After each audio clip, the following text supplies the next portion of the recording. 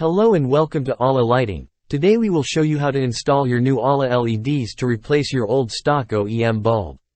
The tool you'll need is a plastic pry tool. The first step of the installation is to pry the plastic cover off of the map light. Place it off to the side after you do.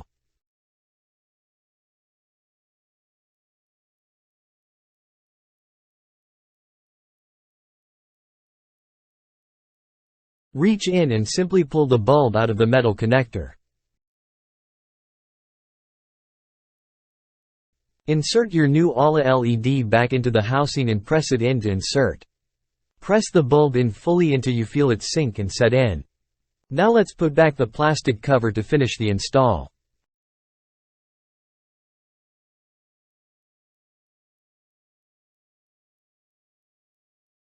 Wow! Look at that difference between the two. Our LEDs are much brighter than the stock bulbs and have a cleaner, crisp output.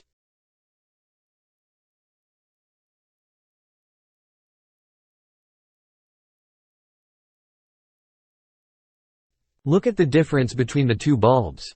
Thank you for watching and we hope to see you again here at Alla Lighting.